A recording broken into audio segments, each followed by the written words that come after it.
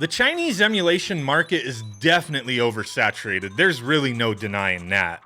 Companies releasing minor alterations or variations to their existing products is not a new thing, but in this market of retro emulation, it can be annoying for some who are looking for specific features or form factors and wind up buying something, right? 1 month a handheld releases that fits what you want and you grab it, then a month or two goes by and a new version with like a better screen or a finish comes out, and you kind of wish you would have waited, right? I mean, some people will argue it's great to have options, and I do agree, but the options, they're not always known ahead of time, so take your pick on which has the price point and the features that you like and stick to it, and just try not to look at anything else, I guess, because if you don't collect these things, if you're not, the kind of person who has to have every single one of them, you just want one for your own use, I mean, you may wind up wishing you had waited in the long run.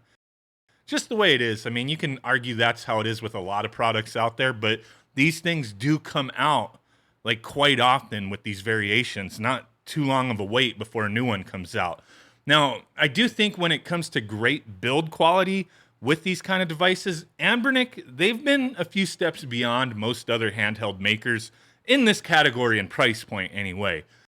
But they are also one who continues to re-release variants on the same product. I mean, that's cool for them, I guess. Got to keep pumping these things out to keep bringing in that money. And just like most of these handhelds released in the past year or so, their newest handheld that we're looking at today, the RG351MP, is essentially the same as everything else they put out, but it may wind up being some people's favorite until the next iteration comes out. That's kind of the story so far. I mean, it's the way it looks, but this one is definitely pretty cool in my opinion. So the RG351MP, it's a beautiful looking handheld. I received the blue version, I think they call it Ocean Blue, from Ploylab for purpose of review, and I love this finish and the variation to this, model over the previous one.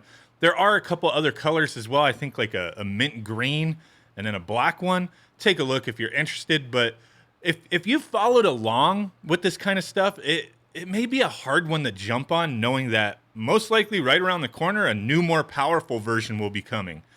But even with me being critical of these kind of devices in the past, mainly due to the nonstop releases, it's really hard for me to not actually like this one.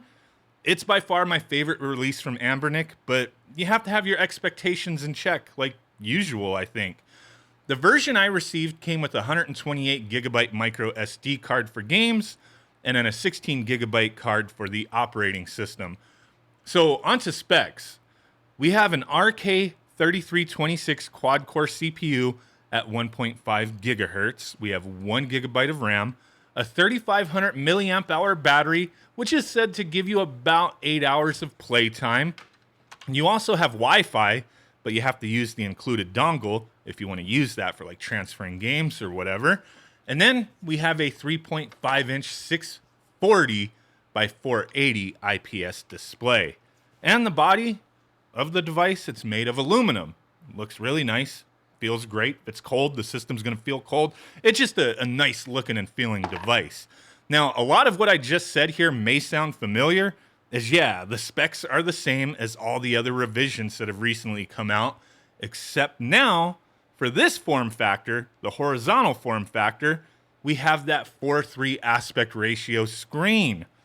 That may be one of the biggest selling points for people who've been looking to get into the emulation handheld scene and wanted this form factor anyway. This screen size and aspect ratio is definitely more fitting to the retro games that this device plays. And the screen does look great. No weird viewing angle issues or anything like that. It just looks awesome in my opinion. A very good quality screen they've included here. Now, the D-pad, the analog sticks, they all feel good for the most part. Really haven't had any issues using them. Overall, the handheld, it can feel a little cramped at times if you have bigger hands. If you have man-baby hands, it's usually fine. But, I mean, average, normal-sized hands, it should be mostly fine for the size of the device. I didn't really have an issue playing this thing. I don't have baby-sized hands. Now, the face buttons, they're good and responsive. The shoulder buttons, they have a little clickiness to them, but nothing really to rant and rave about. I mean, they're easily reachable and responsive, but definitely not the best shoulder buttons in the world. They function, they work, they fit the form, so I guess it's fine. Now, as far as keeping your expectations in check, it's really concerning what this handheld and its overused chipset is capable of. If you're looking to play all your favorite old school games from like the NES up to maybe about the PlayStation 1, you should be happy with the performance, as everything from those consoles plays very well. It's when you expect full support for things like the Dreamcast, Nintendo 64, and PSP that you wind up having issues and you'll be let down. Some games from those systems may work, some may have other little minor issues, maybe graphics or sound, a little bit of slowdown. Some games may have a lot of slowdown or just other problems preventing them from being enjoyed. It's a fairly mixed bag with stuff like that. I mean, these handhelds, they're not in the same category as stuff like the Steam Deck or other more powerful emulation handhelds that are out there. I mean, it should be obvious from the $150-ish price tag this thing is fetching.